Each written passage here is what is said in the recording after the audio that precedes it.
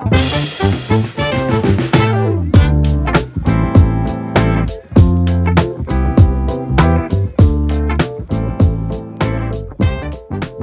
there, friends, and welcome back to another episode of Football Manager Therapy. I'm your host, Rich Owens, and joining me this morning are two of the best people in the entire world. It's the FM team, it's the United City FM, it's Jebaroo. Kev Lesnar, how are we this week, pal? What a spectacular thing that was, by the way. Credit to Jeb Stunning. for that one. But thank you so much. I will never look better than that in my life, I don't think. So I'll happily take it. I'm good. Off the back of that, how could I possibly not be? It's been a fantastic week, all because of that, obviously. Yeah, good to see you. Good to be here. Let's do this. Let's absolutely do this. Let's do the thing. Take us down to Suplex City, please, and thank you, Kev. And Kev's advocate, it's Jeb Heyman. How are we this morning, pal? Yeah, I'm not too bad. I was really tempted to buy like a big old school like 90s, early 90s phone, get a pinstripe suit, put a baseball cap on, get the ponytail going fully, and just go around shouting at people randomly. You know, I think that might work quite well.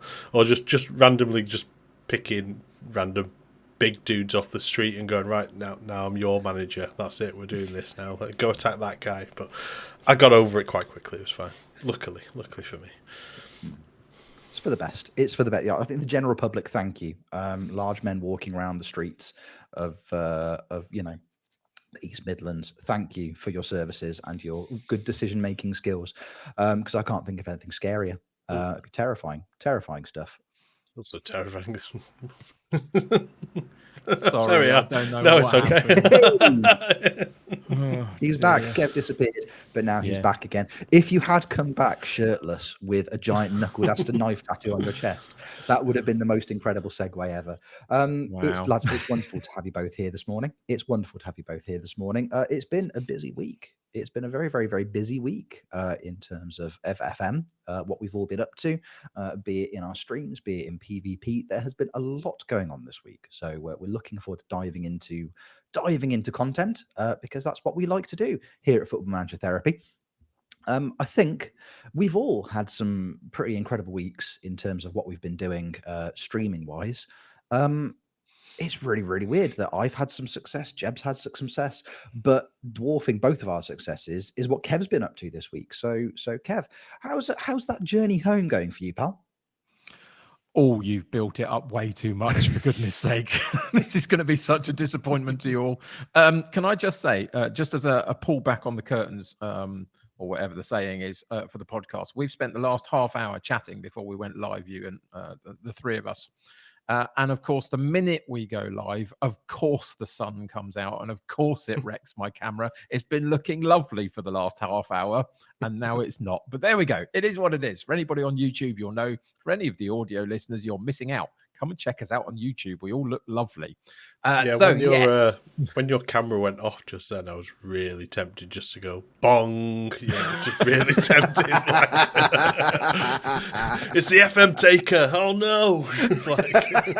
And do you know why it went off? This is the weird thing. So the sun came out. The whole thing went to white. I thought, okay, need to do something. I'm going to turn my light off. I'm not really focused on what I'm doing, turned the camera off instead of the light, and then switched it back on again because I'm a numpty. But anyway, there we go. It is what it is. Anyway, what we were talking about. Oh, yeah, Football Manager. Let's do that, shall we? I have had, the last couple of weeks, I've been doing the second season in Romania with Cluj. Having won in Ukraine, we're now in Romania. First season, we finished second by 1 point, having taken over at the club halfway through the season in a bit of disarray. We turned it around, got to the end of it, 1 point behind. I thought, yep, good momentum. We can take this into the second season. I had a decent transfer window, I thought, added a couple of decent players, bulked the squad up. I looked through all of the different squads in Romania and thought, whilst I think there's some good first teams around, I think my squad is better and that's going to help me in the long run through the season. So I was happy enough with that. Then we started playing. And it didn't go great, to be honest. The first 2 months were really problematic, but I think it was mostly because every time we got any form of momentum in the league, I played a Europa League qualifying match, lost the first leg and had to come back from behind in the second leg. Did that twice, but because I lost those couple of games, it just impacted my start to the league. The morale went down a little bit. I got a draw or a loss after a Europa League match, all that kind of stuff. Eventually got knocked out of the Europa League qualifying, got put down into the Conference League qualifying for one round and came up against Villarreal, for goodness sake. And they beat me very comfortably twice. And again, that dented my league form. So after about a half dozen matches in the league, I was not doing well at all. And the team didn't have any morale. The momentum had gone through the floor and we needed to reshape it. But now I'm out of Europe. And then it turned around. For the next couple of months, all of a sudden, I got a win. And then we went off on a bit of a run, got ourselves back into a reasonable place. But FCSB at the top of the table won last season's league, and they were again at the top of the table. And at one point, they were 12 points clear of me.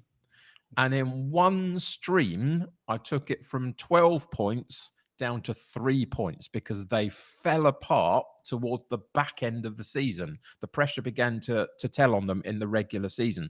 There is a league split at 30 games, and the top 6 then continue on to play another 10 games each against each other to crown the champions. And leading into that champions playoff group, I was a couple of points behind, I think. And then a couple of games into that, I was a couple of points ahead. And then I got to Friday's stream. We are sitting here at lunchtime on Sunday. Last Friday, I did a 3-hour stream instead of 2 because I had 8 games to play. Wanted to get them all done in one go. So we did a longer stream. And we played the 8 remaining games. It didn't go very well. I lost a couple of really silly games against kind of the lesser teams in that top 6. And then I beat the top side, FCSB. And so I thought maybe that's a possible. And I went from 2 points clear at the top of the table. And on the penultimate game, I could no longer win the league. And I finished in second. And my team just didn't show up for that half dozen games. They'd gone on such a brilliant run. That last sort of 10 games in the regular season when FCSB were falling, we were absolutely perfect. Won pretty much every game, got into a brilliant position, and then just couldn't see it over the line. And I'm not totally sure why. I don't think my team were particularly not happy with big matches, for example. I think they're okay. I think we had the better team in a lot of ways, but I couldn't get them going. And so in the end, yep, we stay in Romania for a 3rd season. Now, that doesn't impact what I can do, of course. If I win it in 3 seasons, I can still move forwards towards England. It's if I win it in more than 3, I have to move sideways out of Romania and add even more countries to the list. So it's either Hungary if we succeed next season, or it's Serbia if we don't. And that adds more countries on. So I stay in Romania.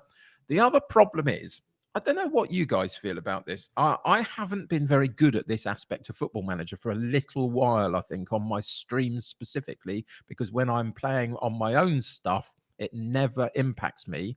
I think I get very blasé earlier in this season thinking, I've got this one in the bag. I think I'm going to be okay. And I don't, at that point, start to plan for this team for next season. And some of them are leaving me, guys. Some of them are leaving me. And I don't want them to because they're good players. And I just wasn't on the ball. And I don't know whether why it's happened to me a little bit, but I have begun to take my eye off of that a little bit in the preparation for what I'm doing next.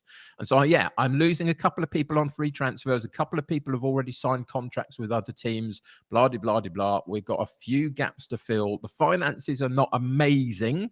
They're not terrible, but they're not amazing. But I think I've got quite a lot of work to do just to be able to match the group that I had this year, let alone be better because I didn't win it this year. So that's where you find me. There's some really key players in there. One of the new gens that we renamed Pepperoni, for those that didn't see that. We've got Brick Wall. We've got lots of lovely renamed new gens because that's Ron one of the Seal, things we do. have you still got him? Ron Seal, yes, Seal, Ron yeah. Seal. For anybody that knows that one, he's still in my squad as well. So we've got some of these guys, and they're performing very well. Pepe Rooney got like 30-something goals in 33 games or whatever it was. It was good.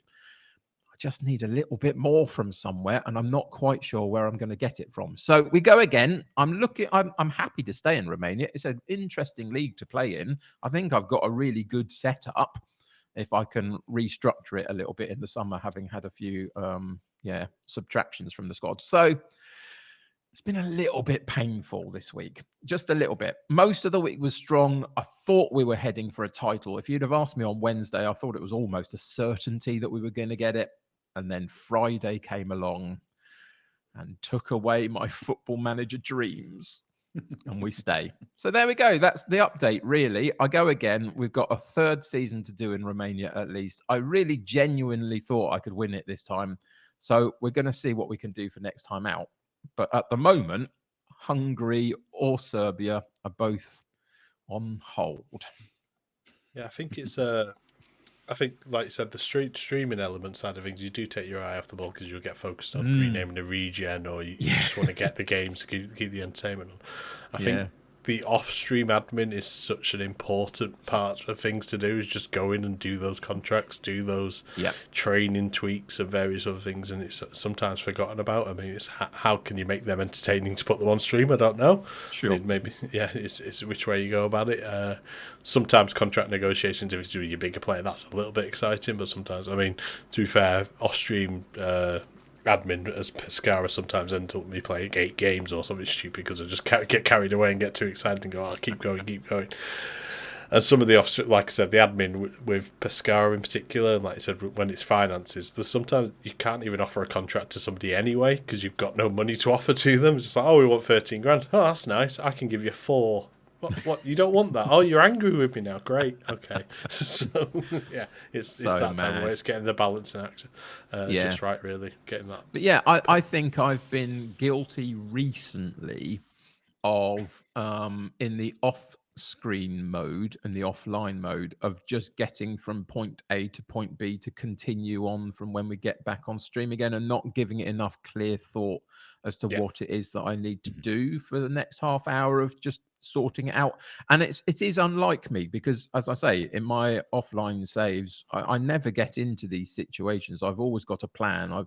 But then I think there's also something of me that I think when I'm off screen, I tend to play slightly longer term scenarios within a particular club.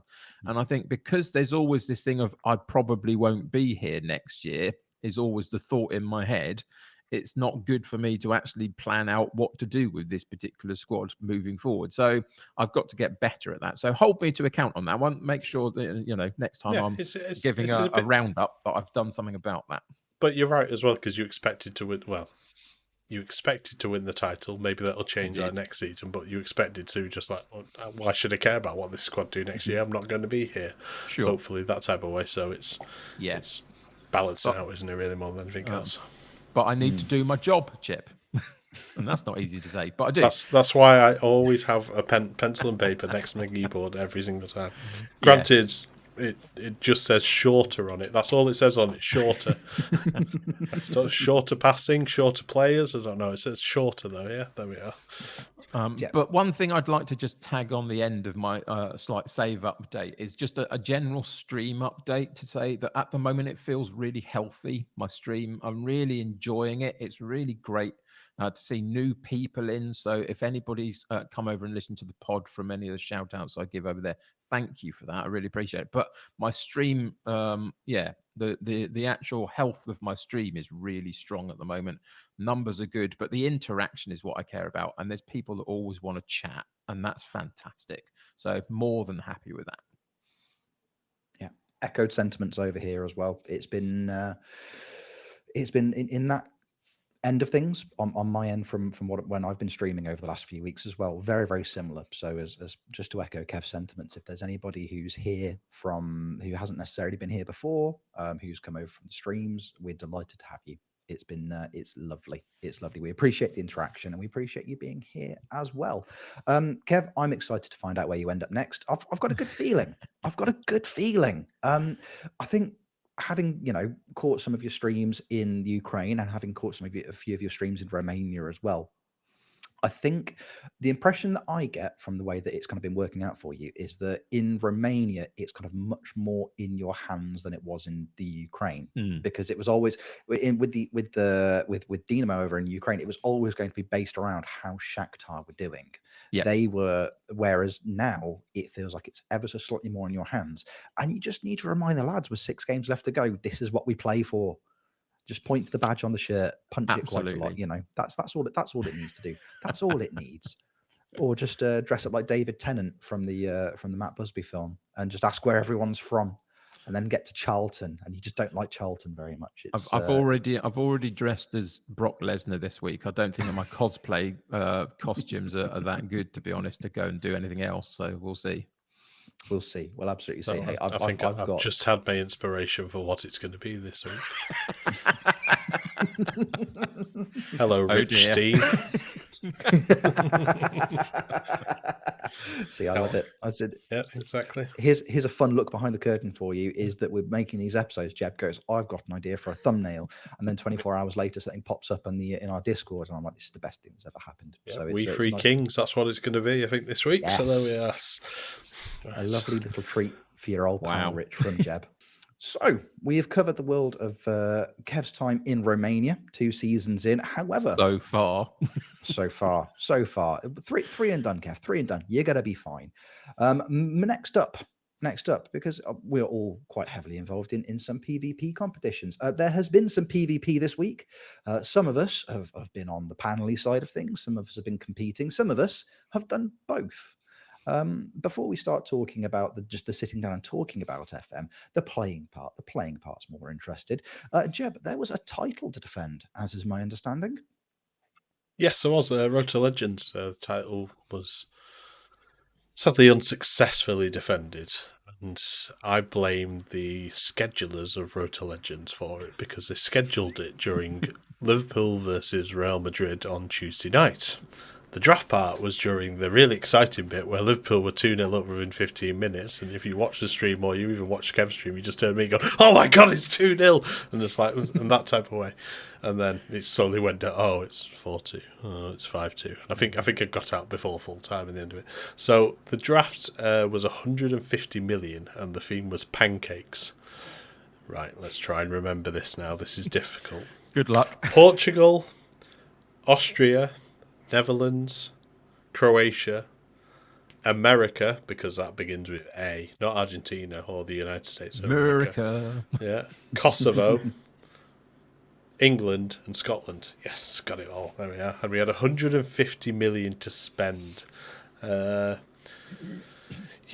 it was difficult. I drafted my favourites. I got Polina in. I got Rakitic in as my 14.25 million midfielders that I bang on about on path to playoffs and bang on about for here, so that was quite nice. I got Ivan Toney up front, that was uncommitted. I made a plan. I'd said I'm going to spend 20 million on one player, I'm going to buy 15 to 20 millions, got a load of £5 million bargains, and that type of way. A fair few of the players kind of disappeared, so I ended up with a midfield of Rakitic, Polina and Josh Da Silva.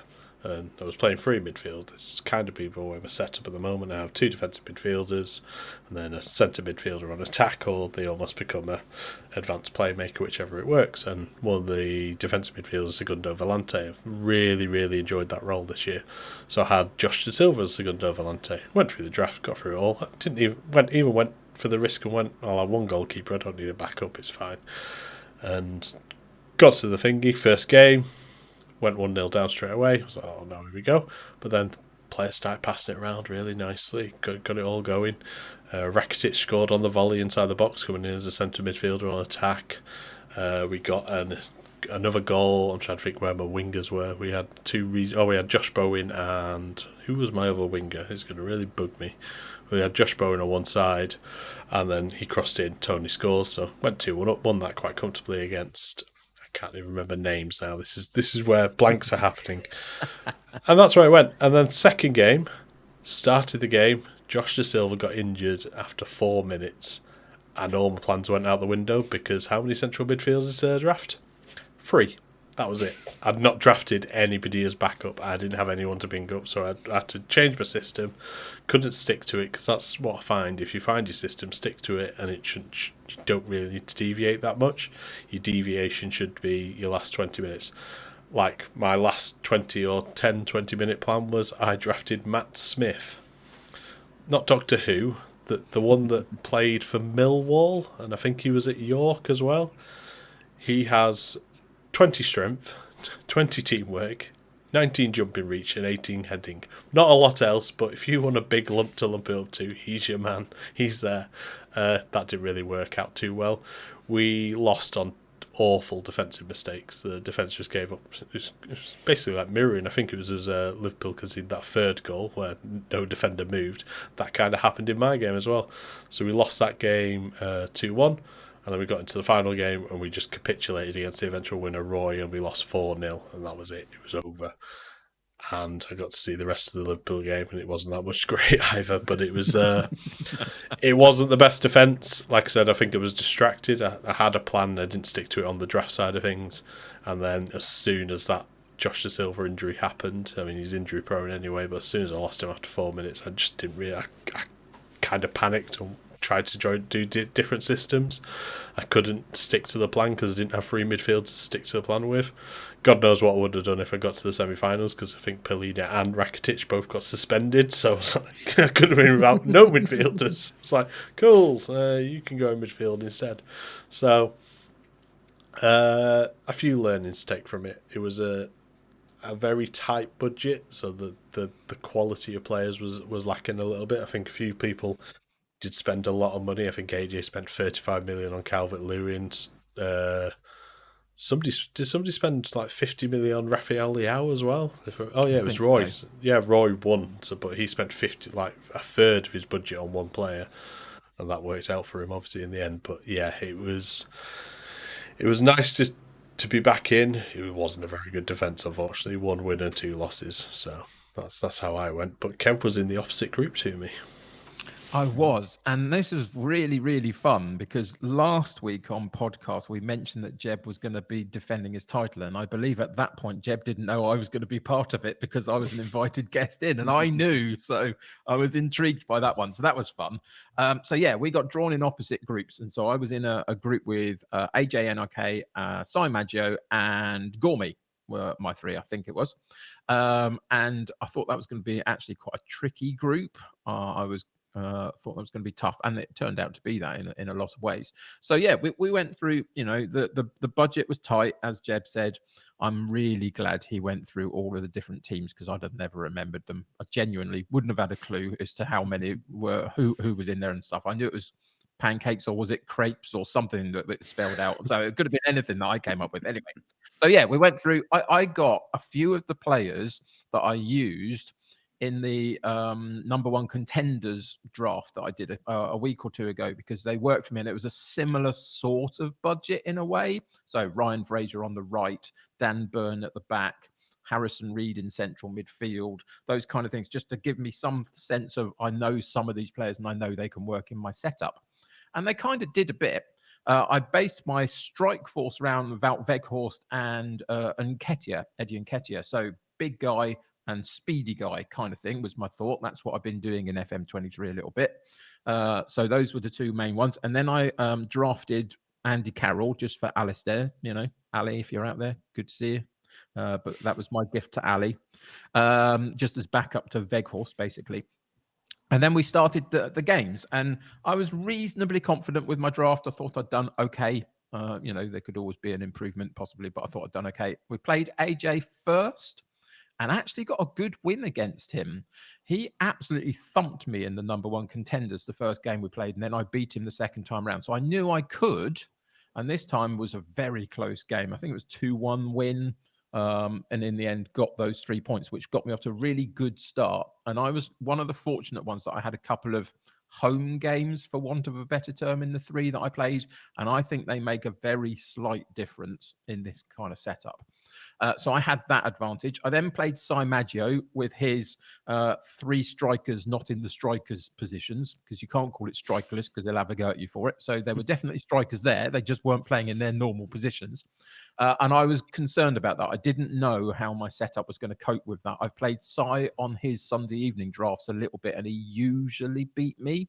But then I've beaten him before in ranked drafts. So I knew that I could do it again, kind of, if I got it right. And actually, I felt a little bit hard done by, because I was 2-1 up with seconds remaining in like the 92nd minute, and he got an equaliser.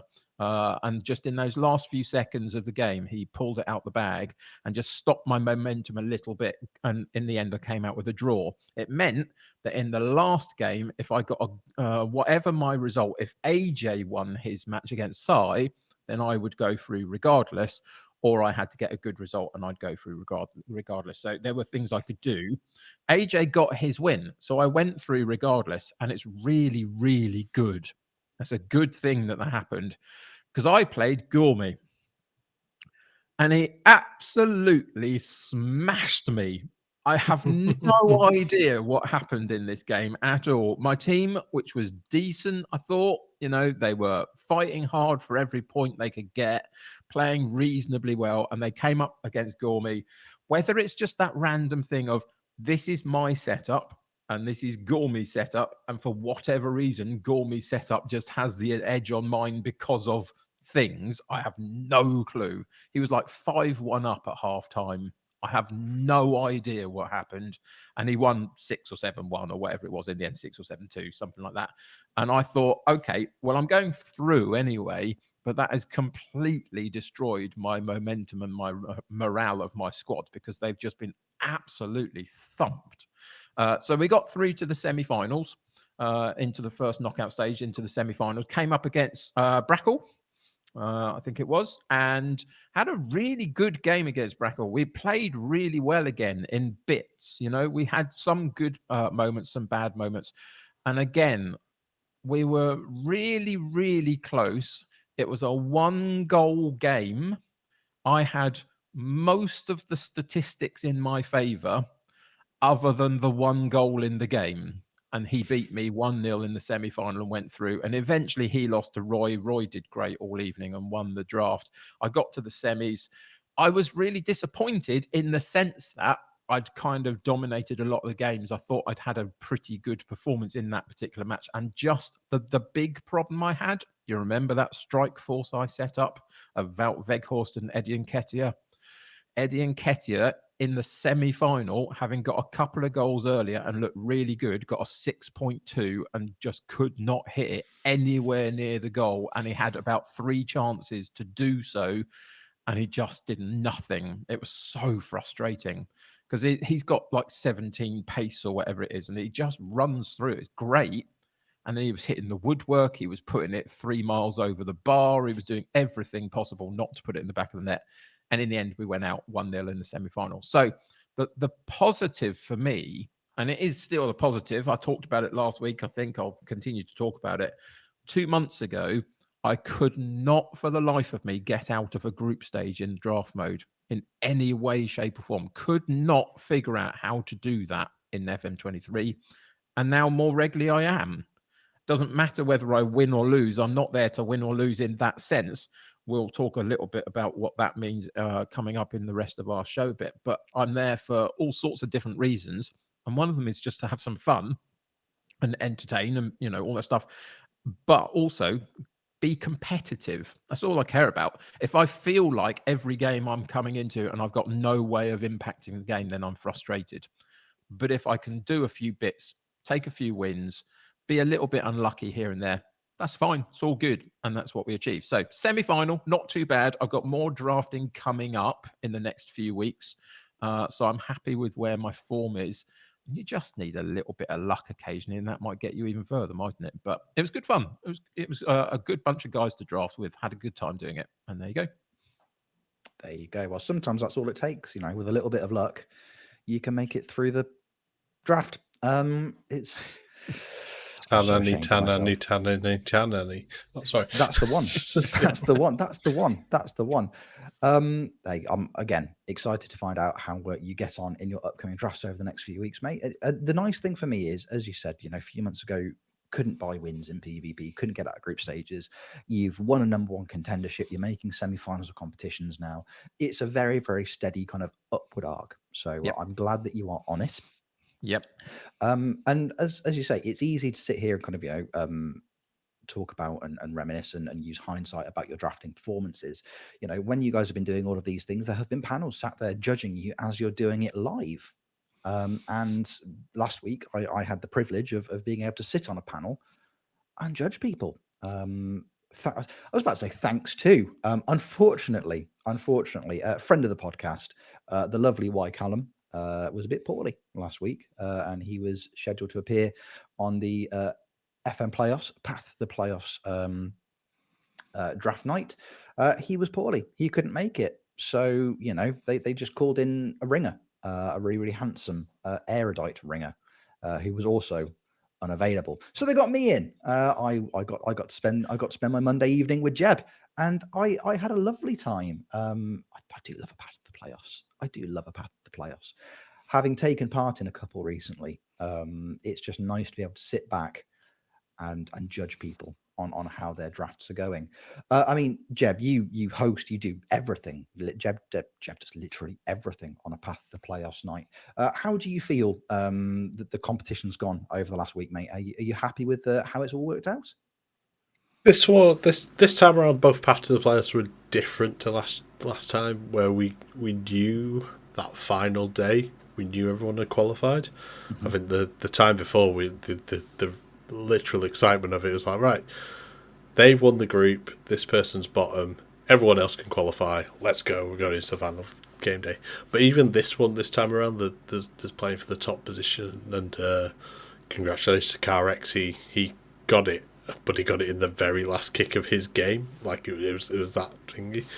Dave Goodger was in the path to the playoffs this time. Unfortunately, his internet let him down, so he had to drop out. So Mozza took over. Mozza's trying to sneak in whatever way he can. And I think CarX went one at the back, and then everything up front, as many as he could cram, like up the pitch as far as he can as possible, and it paid off for him. He got that last minute goal, and he won the group, stealing it away from Honey Badger, who's brand new to the playoffs again, from North America, from America as well, and he went undefeated as well. So he finished second, undefeated. Really impressive goal difference as well. He beat CarX 5-0. I mean, he took away that the undefeated run, or the invincible run that everyone's kind of desperate for in after the playoffs. And he's the second North American that's really been impressive. So Honey Badger and Dill 40k have been really impressive. There's a worry here. There could be a soccer champion coming our ways when the playoffs comes around, so we'll see. But in terms of paths to the playoffs, really enjoyed them both times around. There was a few mess ups on my side, which was kind of worked out comically, where Limo's video appeared 4 times. It turns out it was the way I rendered. It was the way I rendered them out. So I didn't have a lot of time, unfortunately, on Thursday, because, like they say, I have to do a lot of things, but I also had to do some work stuff at the same time. So I've got all the videos, prepared them all, but I saved the render until the end, completely forgetting that I changed each video to do it. So it just rendered Limo's video out 4 times. So it's like every time I went to think about the next competitor, I was like, oh, Limo's on. Why is Limo on the screen again? I don't get it. And then it obviously twigged what I'd done. But yeah, it was, like I said, I think other than that, it was nice to have a refresh panel as well. Having people like Steve Hood definitely brings a new side of things. I miss Kev. I always miss Kev. Kev by my side. I mean, Sai's all right. Sai's all right, but it's not very nice. That's the issue. It's like I need that nice, warm, comforting, soothing Kev voice. I mean, so like I said, we got exciting plans ahead for the playoffs coming up in a couple of weeks. But after the playoffs, both of them were really exciting. We got some really good competitors and some new superstars out of it. Like we waxed lyrical about Pokes. But then there was players this week that was really entertaining as well, like your McKinns, your Murphs, even the people that didn't qualify. Getting that win on the board is always important as well. Like Zanko getting the win on the board, he took that really well as well. So it's nice. But obviously you were only around for the draft part, but I think you enjoyed yourself there, I was going to say. I had a brilliant time. I had a lovely time on the panel. As I say, it's significantly easier to just sit in judgment of people, as it turns out, than it is to actually have to sit there and take part and panic about drafting. I had a brilliant time, as I say, sad that Kev wasn't there, because that would have made it just that little bit more lovely. But getting to spend the evening with you, with Steve Hood, with Cy Maggio. As I said, Steve Hood is incredibly knowledgeable about the game. That his and Cy's knowledge of the database of everything is something to just sit there and almost just sit in awe of sometimes. Although still really concerned that Cy Maggio has absolutely no concept of family links and brothers, which is a genuine worry. Cy, if you're watching, just we can go through it again. Happy to run that by you again. That's not a problem at all. It's just great. It's really fun. I'm just really lucky, I just get told what time to be there, and then I just turn up and I just sit there and say things. It was great fun, and I say congratulations to the 4 that made it through, commiserations to the 4 that didn't, and I just hope that the final in a couple of weeks' time, if it lives up to the quality of the qualifiers, it's going to be a wonderful competition. And as I say, that it's exciting to know there are little surprises, little things that may or may not be happening with the final, and that is all I will say. But no, it's shaping up to be a really interesting competition. So yeah, as I say, a pleasure to be part of. Really can't complain in that respect. It's quite interesting actually, because the playoffs in and of themselves. After the competition, after it had finished, the panel, they'll sit down and chat to a couple of the competitors. On Thursday, after the competition, after the dust had settled, the panel sat down with a couple of people, one of whom being McKinns. Now, we all know McKinns. We all love McKinns. What a guy. He qualified for the competition. And I think it's fair to say, fellas, that as we were watching his interview, and we've gone back and kind of had a little listen to it again before we started recording today. I think he kind of highlighted a couple of really interesting points, and it's something we wanted to kind of talk about today, because we had a chat before we started recording about what we were going to talk about today anyway. And again, we were just going to have a little check-in with each other, because football manager therapy, this podcast was born of people just needing a bit of escapism, needing people to talk to, and people to help each other through in the slightly darker times, or the worst times, the more rough times. And we wanted to have a bit of a check-in with each other anyway this week, because it's long overdue, and we all quite like each other. It's a nice thing. But we're watching McKinsey's kind of interview post panel, and he was talking about kind of the state of drafting, the state of kind of a PvP in a Football Manager, and how it feels like at the moment there's a lot of people who take it very seriously, and that's great, because if we've said time and time again, there is no right and wrong way of playing the game, and some people do take it very seriously. Other people might not take it as seriously, or it can have a slightly detrimental effect on things like mental health if you can't get things going, if it's not working right for you. I've been on that end of things. I've taken some absolute poundings in PvP over the last kind of couple of months, and it can get to you a little bit. I mean, Jeb, you shared that video with us. As I say, how do you kind of feel about what it was McKinn's, with the points McKinn's were getting at, and can you kind of resonate with a bit of that yourself in certain ways? Yeah, definitely. It's refreshing. Like I said, it was ultimately refreshing. If you're unaware of it, McKinn's basically said, he said it in his promo video when he came out. He doesn't need an assistant manager. He doesn't need shortlists or anything crazy like that. He's going to pick the players that he wants if they're available. If not, he'll find somebody else to go in. To use his words, he's going to plug in a 4-2-3-1 gegenpress and go, and that was it. That's all he did. That led to him winning, I think, one game 8-1, one game 7-1, some phenomenal results. And he freely admitted that I didn't even change roles or anything like that. I didn't even set up set pieces.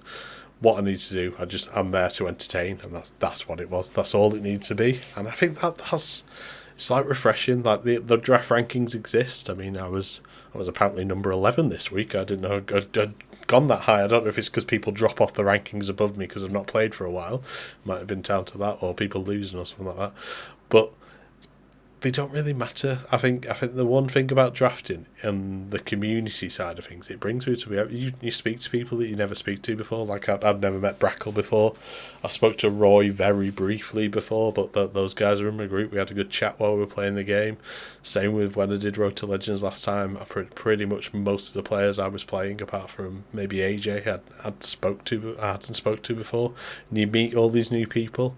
And I think it's some of the bigger streamers as well say the same as well. I think Breezy said to us on the interviews, he said he loves coming into playoffs and stuff like that because he gets to meet all these new people. He gets to meet people like Zanko he's never played before. Even Limo, they'd never played against each other, and they've existed streaming alongside each other for, for 3-4 years as well. And that's what it should all be about. It's a community thing. If you win, even better. Great. Brilliant, you've won. If you qualify, same again. But it's also important if you lose every game, just enjoy yourself. Enjoy the losing. Embrace it a little bit as well.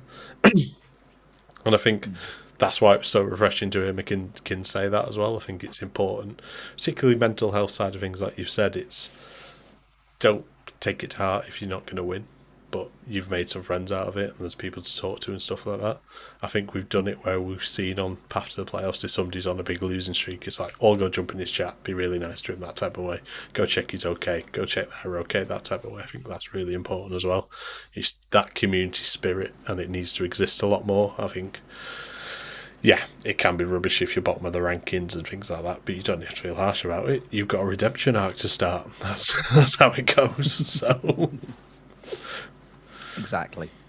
You know, hey, number 56 here, boys. Number 56 out of about 62. So, you know, the only way is up if I actually take part in drafts and ranked ones and do well. But yeah, you are right. You can. I've been in that position where I've been on losing streaks. I've been really, really struggling, and you know, it can get you down. It really, really can. As I say, it depends. It depends entirely on your approach to how you play things like PvP competitions. Um, I think it's easy to kind of focus on the winning and losing aspect of it rather than what it is you're actually gaining from taking part in the competitions in relation to things like the wider FM community, people you're getting to know. Honestly, it blew my mind on Monday night when I found out that Breezy had never played Limo in PvP because Limo has played everybody in PvP. Limo has literally played like the man's got, what is it? So he's now over 200 like ranked PvP games in. That's And the fact there are amazing. people out there that he's still not spent time with is baffling to me because and I also can't think of a single person who's ever come away from an interaction with Limo whose life hasn't been for the better for it. So the fact that there are still people out there that he's not got to meet and chat to, mad, absolutely mad to me.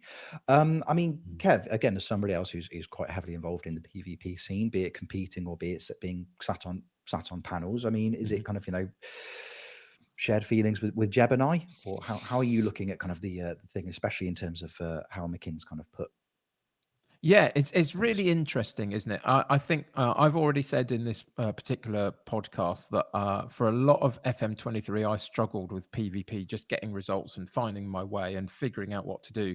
And it is in that context really hard to make your stream interesting and entertaining and fun when you're battling and trying to figure out and try and change. Now, the simple reality is in my personality type, I am a little bit competitive, if I'm honest. I don't always show that in lots of ways, but I think that there are moments where it just kind of bubbles over in me.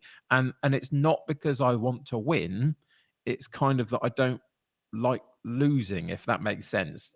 There's a difference to me in that, and somehow, and I really struggle with just not understanding why I cannot find a way to get past losing. uh, and I was doing it a lot. So there were moments along the way that I've really struggled. Now, for the last couple of weeks, I've been off of the FM playoffs panel. Had a break in February, which was really actually very lovely. Gave me a chance to view the product and have a few thoughts that I've shared with the likes of Tony Jameson on panel choices and how they fit together and the job they're doing and all that kind of stuff, which has been really great. McKinn's made some really amazing statements, some very clear and very focused statements on You know, if you are getting a team of people together and trying to uh, overturn every stone and find every little thing you can do, and when it doesn't quite work out for you, then that becomes detrimental to you. Then you're doing PvP wrong. Basically, is what he was saying ultimately, because we are here to entertain and we're here to have fun and we're here to connect with the community, and the rest of it is inconsequential, really. The rankings, it was made a joke on the Thursday evening show, I think it was, for this week's playoffs, with Si Maggio on the panel, that the rankings are a lot to blame for this. And there is a point where that is true, but they do a lot of good in bringing the community together and keeping us connected and focused on something, and all sorts of other things as well. But it is true, you know, people's rankings position. I've been caught up in this trap about, you know, where I am and where I want to be and all that kind of stuff, and it's too much at times. But ultimately, I think the community of PvP is in a really, really strong place, because there are lots of competitions out there doing lots of amazing things, bringing lots of great people together. But the perspective on why we're participating is always really important. For me this week, let me just tell you one thing. I mentioned to you guys before we went live on this one. This week, I have watched the product of the playoffs, and I'm so impressed by what the playoffs do. It's one of the biggest thrills of my content journey at the moment, is to be part of that in any way that I can be. Love the group, love the people in it, love the product that's being put out, love the fact we're pushing ourselves to be better all the time. And I sat there and watched it this week.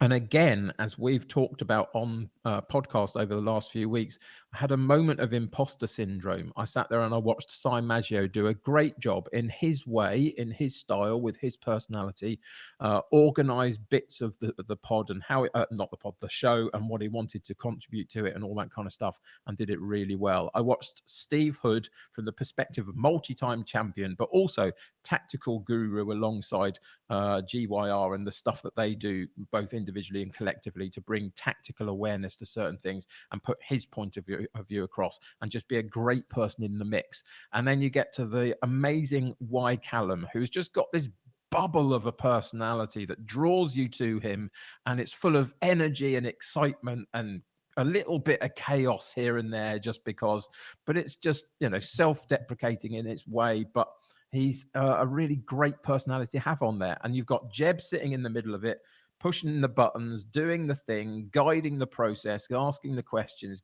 and keeping everybody in where they're supposed to be going. And I sat there genuinely for a little while. I thought, I don't know why people rate me, was my genuine thought. And it's not for me to go and get lots of people saying, well, this is why, this, you're amazing. That's not what I'm talking about this for. I'm talking about mental health stuff.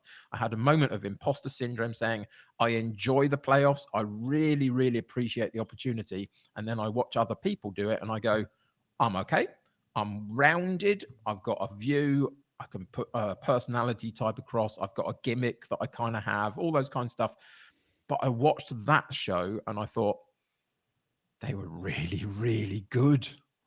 It was a really good show, and I thoroughly enjoyed the personality types. So kudos to Tony Jameson for putting the panels together in the ways that he does. That's great. Kudos for everybody that had their moment. But then you have to get it back into control and perspective. And this is mental health stuff that we're talking about. And so the reality is, the reason why I enjoy the playoffs is because I love the people and I love the product and I love the game, and I think that the opportunity is amazing. So why not be me on it? Why not do it my way? If people like that, that's great. I'm not one to suggest that they should or they shouldn't. I'm not trying to compete in my competitive nature. I'm not trying to compete against other panelists and make them tier rank the panelists and how good they are and where I am in that. I just want to be part of something and belong. And if that's where you are as a person wanting to belong, then the playoffs as a group is a great place to do that. As a viewer, as a player, as a pundit, as an organizer, behind the scenes, in the truck, there are roles in which you can participate and belong to something. And I'm really happy to be able to do that. But mental health is tough, because you compare, just naturally you do, and you belittle your own things compared to what you see of others. It's a natural thing to do. This week I had a moment of that, but the playoffs were blooming great. Yeah, I can resonate with a lot of those points, Kev. I think, I was sat there on Monday on the panel, and I'm looking at, the pool of knowledge that people like, Steve Hood and Cy Maggio have, and you're looking at how, Jeb is hosting a draft show, and he's also doing so much behind the scenes. And I'm sat there, I'm thinking to myself, yeah, why do people rate Kev so highly? This is something I don't understand. I don't understand it at all. Me too. That's not what I thought. That's not what I thought for a second. How dare you? How dare you even imply that serious? I was about I to think leave. I was about to leave, and that was it. Yeah, let's just see you later. How dare Bye. you? Yeah, How exactly. dare I? Oh, no, Yeah. I'm going to leave my own pod. No, it's a mad one. I can completely resonate with a lot of that, Kev, because I'm very similar to you. I think it's one of the, I call it a trait, call it whatever you will, of being a neurodiverse adult in my for myself. I can sit there and I can analyze and I can look at what other people do.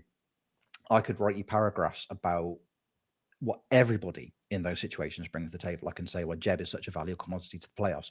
I can say why Kev is so like hugely important to the progression and success of the playoffs, and what Kev does. I can do it with anybody I've been on a panel with. I can share that with them. If somebody says to me, "Well, why are you on the panels, Rich?" My instant reaction is, "Don't know, mate." I honestly couldn't say one thing that I bring to the table, and this is absolutely not me fishing for any kind of positive feedback from anybody. It's just that I'm not self-aware enough to be able to talk about what it is that I bring and why I should be in that position. I almost feel like, and here's a very, very weird reference. There's a show on Netflix by a guy called Tim Robinson. It's called I Think You Should Leave. And it's a sketch show, and it's wonderful. And there's a sketch on there where he's hosting a game show, and they have a mascot called Chunky who comes out whenever they spin over the board, and he goes, "Oh, that's a Chunky," and then a guy in a big red costume comes out and just, he steals Andy Samberg's backpack. He like breaks his laptop, and he keeps getting angry. It's like, before you come out here, you need to figure out what it is you do. You need to know what you do. And Chunky just looks really, really sad. And sometimes I feel a bit like I'm Chunky, because like you just need to figure out what it is you do before you start doing things. And I don't have I'm not self-aware enough to be able to understand that about myself. But also on the flip side of the coin, because I think looking at these things from, you've got to look at the positives. If there are positives out there, you've got to try and find them, because I think that's massively important. And I also think to myself, given how big the FM community is, and given how many wonderful creators there are out there, and how many people there are out there who have so many unique perspectives and can bring so much to competitions, like PvP competitions, whatever it may be, just through their knowledge of the game, the entertainment factor that they bring in, there are so many of those people out there. And the fact that I'm in that pool and I'm being considered and I'm being asked to take part in these things must mean there is something that I'm bringing to the table, and something that I'm offering that either other people can't, or I do it in a different way. And I'm not 100% what those things are, but the fact that I know that they are there is kind of enough for me at the moment. The fact that I'm in consideration must mean that I'm doing something right. It's Chris Pratt in Parks and Recreation, isn't it? So I have no idea what I'm doing, but I know that I'm doing it really, really, really well. And that is, that's the way that I look at this. When I, like you, Kev, when I get that imposter syndrome, when I get down on myself and I'm like, I don't understand my purpose, I don't understand what it is that I'm bringing to the table. I just know that there is something that I'm doing well enough that other people aren't, and that's the reason they're asking me to. That's why I'm there. And as I say, that is more than enough for me at the moment in that context, for sure. Yeah. I think on my side of it, obviously we chatted through McKinsey. On my side of things, it's a really weird situation I'm in at the moment. I'm not sure where it goes and what happens with it. But I've got, like, for example, I've got £100 microphone, Focusrite, £600 camera, monitors, lights, all sorts of various things and stuff like that. And I can create after the playoffs and do stuff like that, I really struggle to watch the VODs back because I'll find audio issues with myself. I usually find camera issues with myself. When I used to have the reason I wanted a new camera anyway, but one of the big issues I had earlier, I used to go really yellow. Like for some reason, just the camera just drifted and the white balance went really yellow. It really annoyed me. The audio would go all over the place. Obviously, we had an issue with Past the Playoffs 1 where I had a crackle on my mic and I couldn't figure out why that was, trying to fix that on the fly. That knocked me a little bit that way. But I can create all this stuff for the Past the Playoffs. We did the promo videos, created all those little videos. All right, they didn't go well this week, but the week before, it was actually a suggestion from Kev, is filler content when we go from the stats packs to the squad. Going back, there was a little bit of a thingy, so let's try and fix that. So we did that, and we put these extra bits in. Improves the broadcast, improves the products, but I still just I'm always quite hypercritical of myself.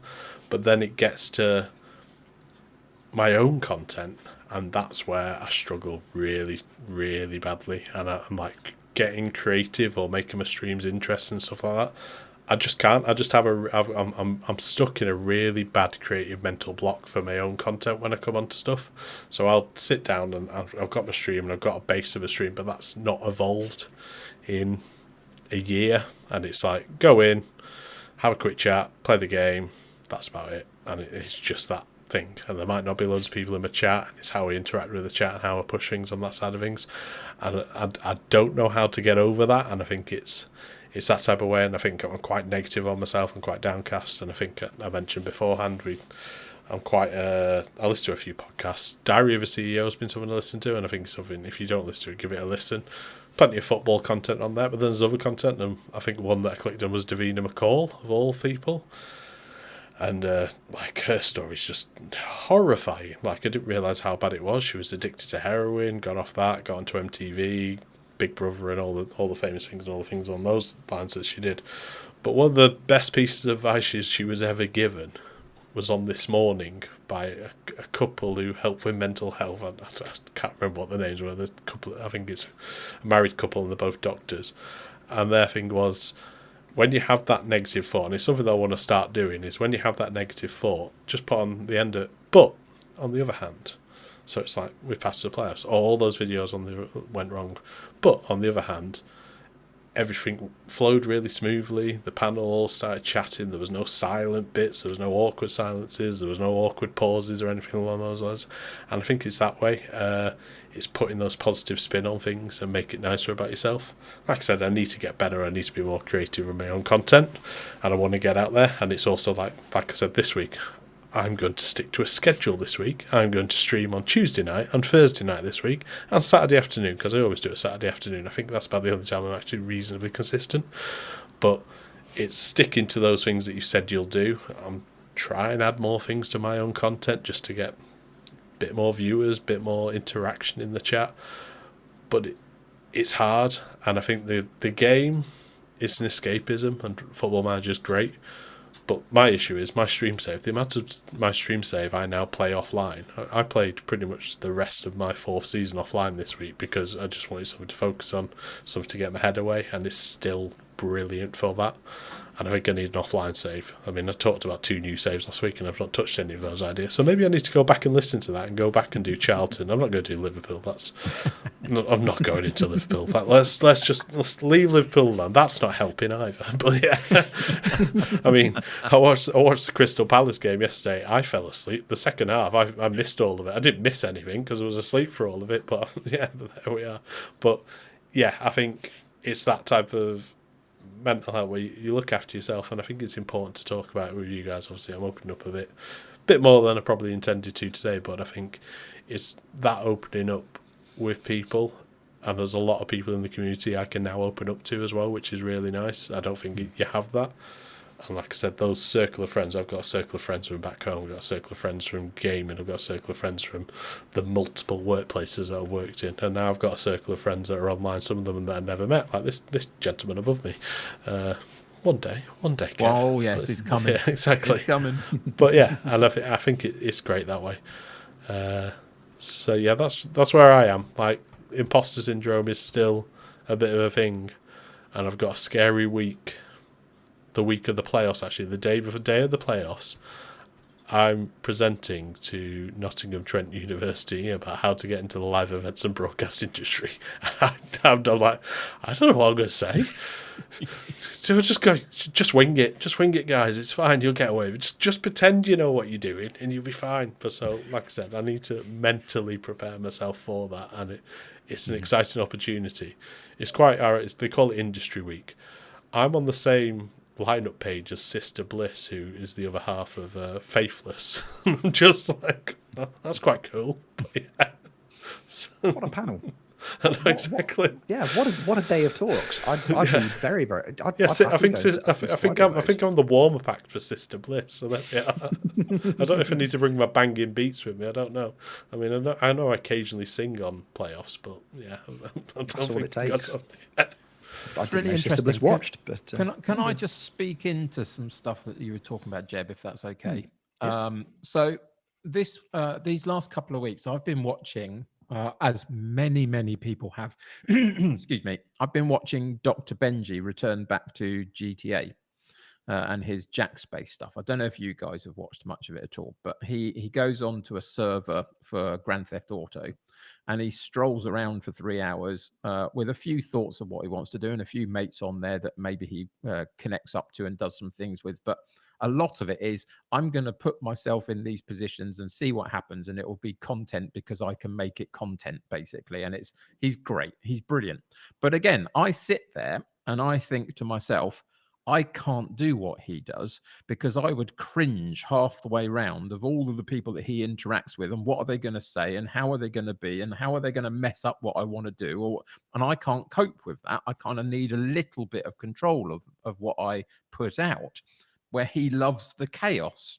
So what that leads me to for myself, and therefore what it might lead to a thought for Jeb as well, and anybody else out there that's got similar thoughts going on, is I don't want to be Dr. Benji because I can't be Dr. Benji. I have to be me. I have to be Kev, the United City FM. And what I don't do anymore, and it's genuine, this is how I've kind of processed it, dropping off YouTube and coming onto Twitch and doing what I now do. I don't make content anymore. I don't consider myself a content creator because I don't make content. I press go live and I community make. That's my intention. I am a community maker, not a content creator, is the kind of rhymey thing that I find if I can in these sort of situations. And that's now what I do with my streams. And it doesn't mean that when we're off the stream, I go hunting for all the people that are in my community and make sure we're having 7 chats a day about all sorts of things. And my Discord isn't overly active and all that kind of stuff. I don't have the headspace for that. The time that I give to my community is the 2 hours on the weekday afternoon when I just be myself and draw them in and try and guide us somewhere, But that's what I now do. So I look in on Jeb and we see what happened in the path to the playoffs over the last couple of weeks, and I cannot do what Jeb does. Now, potentially there is a moment where, hear me out, I could potentially host a show. But what I couldn't do is the organization of it leading up to the show, because that's not my skill set. And what I couldn't do is be on the show whilst presenting and talking to 3 people, pressing 17 buttons in particular orders to get round where we need to go, however successful or not, and however many times Limo shows up or not. That's not important. You still do that and you guide the process. And that's what I can't get my head round, to actually then be able to say, yes, I want to host a show, because there's too much of that for my mind. But what I can do is go and sit in a corner and be asked an opinion and sit on a fence and create a thing and, be rounded in my approach to it. So my question for Jeb and my question for everybody else out there is, if you can't be Dr. Benji because he's the only person you can be, and you can't be me because I'm the only person that can be, who are you and what is it that you want to bring to your content? How do you want to change it, to make it so that what your skill set is in the lead up to playoffs and the guiding of a playoffs, etc. What can you make of your stream that incorporates those aspects that I can't do? Mine is the simplest version of streaming. I press go live, I chat, and I press end stream. And occasionally I switch between a just chatting page and a gameplay page. And that's all I can cope with, because if I do anything more than that, I'm poking around going, it's here somewhere and I'm in the wrong spot, and somebody help me get back to where I was, and it just derails me. So what is it that you want? What is it that you want your stream to be? Where do you want it to go that is more of you than anybody else and makes it unique? Is my question, finally. I don't know, and I think that's where it. Like, obviously, I can get all creative and stuff like that. I've got a TAF on in the background that type of way, and it's a little bit ironic you mentioned Jack Space. I play a lot of GTA RP at the moment. I've got two characters. I've got a northern cop called Gary Pillock, and he's also that, and he doesn't take any crap and things like that. And then I've obviously got Jebby, who's a scouser. Okay, it's like I could bring that concept, but then there's people like Taff who are on the server on there, and they are brilliant at what they do. They get emotional. They get far too into the characters, a little bit too much, like on the emotional side. On my type of stream, I think it's just to make it creative. I think obviously my lights flashing and all things like that. So I've not changed what the lights do anymore. Like it's just keeping that refreshed content and that type of way.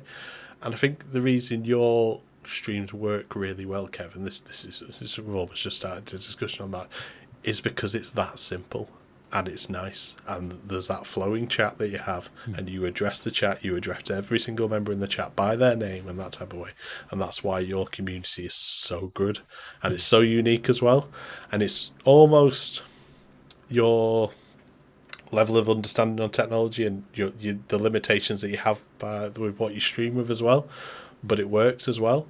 Because not many people, like I said, I've got all these fancy things. I've got 1, 2, 3, 4 screens in front of me. I've got a stream deck. I've got various other things.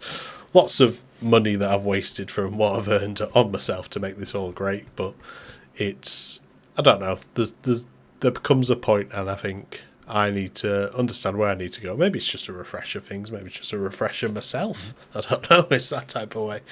Yeah, it's. I'll have a big think about it, and I think it will be a big think about it. Like I said, I'm not going to stop pressing go live, but I think it's just as how the stream evolves and how I evolve and how I use the momentum of things like this podcast, the momentum of things like the playoffs as well, just to build that community a little bit more. And just as my personality type is a little bit competitive and a little bit imposter syndrome, what it also is ultra positive as much as it can be, and always half glass full. And I will tell you the same that I've been telling Rich over the last few weeks, in jest sometimes. I even did it in Tony Jameson's chat the other night because Tony was doing it as well. I'm not having this self-deprecation stuff. You two can achieve anything that you want to achieve, but you've got to want to achieve it. And if you do, and you figure out what it is you want to achieve, then you can, because you're both really, really great at what you do. So, blimmin' well, pull your fingers out and go and do it. Sorted. Thanks. Well, we have. I really do genuinely believe that. There are a lot of people in this community that spend all of their time looking at everybody else in ways that we've talked a little bit about today, of us doing it ourselves in certain ways, but looking at numbers of other people, looking at the success of other people, looking at the involvement of other people, and they forget to look inwards in themselves and figure out what it is I want to do and why do I want to do it. And everything, I'm currently going through a battle with my weight, because I've always had a battle with my weight. And the only way that I'm ever going to make it so I'm not having a battle with my weight is if I win the mental battle, because that's all it is. It's not about the amount of food I put in or out. It's about wanting it to be something different. It's the same with anybody. If you've got a thing you want to do it, because you can. And it's all in your court. That's why we've got Kev on the podcast. Everybody, I've said this before, everybody needs a Kev in their lives. And the beauty of Kev is that you can, because he's readily available to everybody. Generally speaking, 5 days a week, every afternoon. I can't think of a better way to spend 2 or 3 hours of my day. Thank you for that, mate. That was lovely. That was really, really, really, really nice. I wasn't sure where this conversation was going. Not that I thought it was going to go still down not. a dark path, but that was wonderful. I think we can all do it. I think just deciding what it is you want to do, and then sometimes just identifying the first step in how to get there is enough. So I think, I for one could definitely do with being a little bit more introspective sometimes. Just trying to figure out what it is. Again, I'm chunky again. What is it that I do? What is it that I want to do? Because sometimes, again, for me, like you said, Kev, sometimes just sitting there and pressing go live is enough. And I have a wonderful time. Other days it fills me with just existential dread and I don't want to do it. And and doing it is great fun. And I think I'm now at the stage where I need to start making some decisions and deciding what it is that I would like to do next. Because at least in terms of, learning the tech side of things, and let's be honest, if you've watched my stream, it's not particularly highbrow. It's not particularly exciting in terms of technology and what happens on the stream. Very much like you, Kev, there's a just chatting page and there's a gameplay page. And that's, generally speaking, that's about it. I'd like to make improvements to that. I've done things. I've bought a stream deck, haven't plugged it in for a week and a half because I don't know what I'm doing. And the concept of learning a new thing terrifies me. And then I'll plug it in and I'll learn it, and it'll be really, really easy. And I will learn nothing from that experience because that's who I am as a person. But it's making those decisions, deciding, just having a little think about what it is you'd like to be achieving. And in my case, a lot of the time, just picking that first thing that you can do on that road to achieving that is sometimes that's just enough. That's enough of a catalyst. So hey, check back in with me in a few weeks, Kev, and I'll press a button. And it might make it then a sound effect may occur, and that will prove that I've learned a new thing and I've done something to try and improve myself. Thanks for that, boys. That was lovely. That was really, really, really nice. We've been recording for a little while now, so I think we're nearly there. But before we start to wrap things up properly, we've got a couple of very quick announcements to make. A couple of things that we need to talk about. We'll go in chronological order. We'll go in calendar order, because this episode will be, if you're listening to this publicly, this episode will be coming out on the 28th of February. If you're on the Patreon, on the 27th. So on the 5th of March, which is from the day of recording, a week today, on the 5th of March, we're delighted to be able to announce the return of FMT versus the community, the wonderful community draft. We did it about 6 weeks ago, the last one. I can't remember who won, but I don't really think it matters. I can. I can absolutely remember. I don't like to say career highlight, but it's definitely up there. Community, do better. If you're going to let me win draft competitions, I think something needs to happen. I need knocking off my perch. So if you would like to take part in the next FMT versus the community on the 5th of March, let us know. Get in touch with us on our Twitter, get on the Discord, drop a comment underneath this video if you're watching on YouTube. Get in touch with us in some capacity and you are in. It's not ranked, it's there for fun. It's a fun community event. We had a great time during the last one. If you need a little bit of an extra nudge, just to maybe get a little bit, just to get you in, get your foot over the threshold, we're going to be using the Mad Scientist's 9899 database as well. So we be going retro. So that's going to be great fun.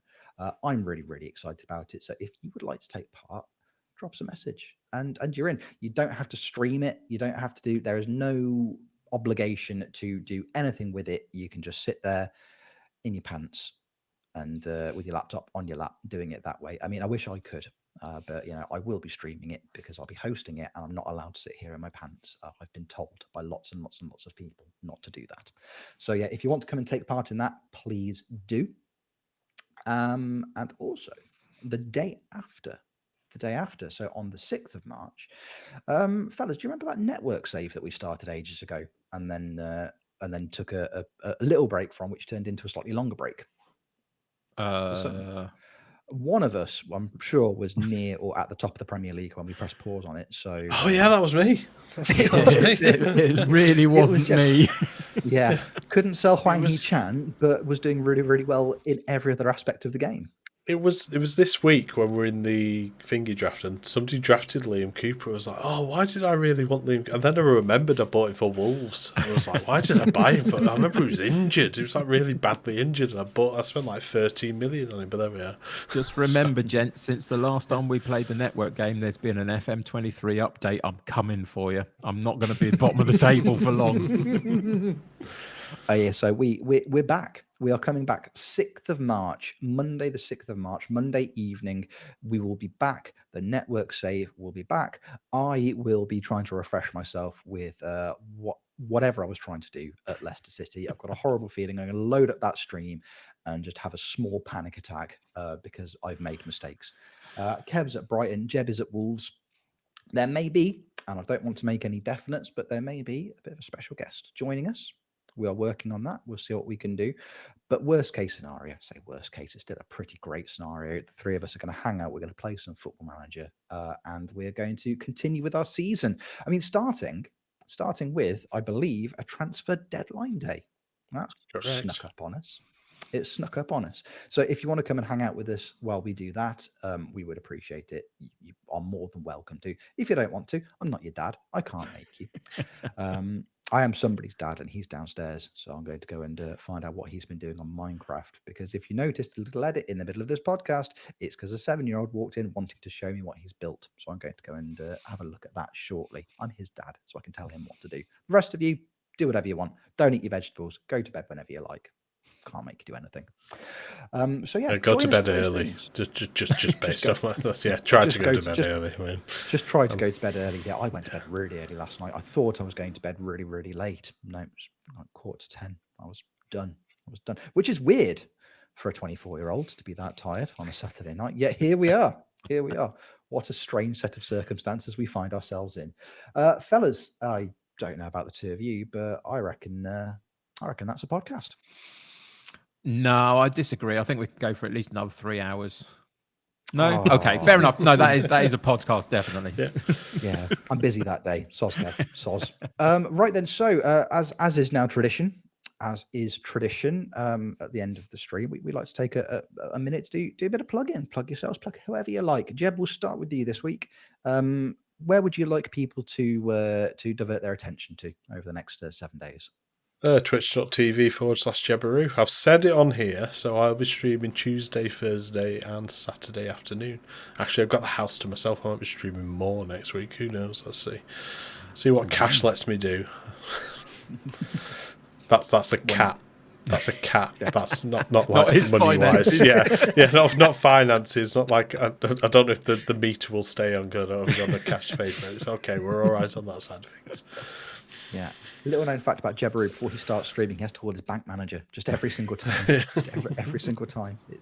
It's a whole process. It is a whole process. Kev, what about you, friend? Where can the people find you, or things that you would like people to watch? You can find me still in Romania. At the United City FM, both on Twitter and Twitch. I'm on Twitch every weekday afternoon, 3 till 5 p.m. You're very, very welcome to come and join us and watch me find a route out of Romania, I hope. Wonderful. Looking forward to experiencing that. And finally, if you want to come and hang out with me, please feel free to do so. Twitch.tv/RichOwensFM.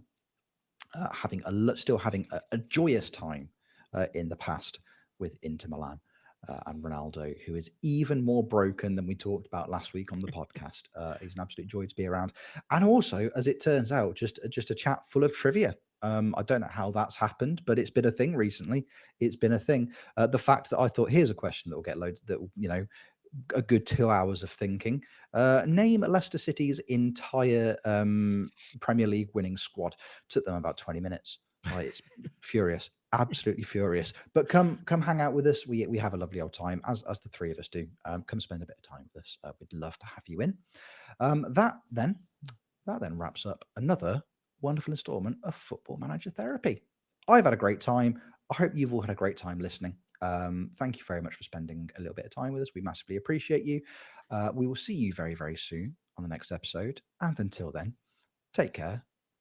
Love you lots. Bye-bye.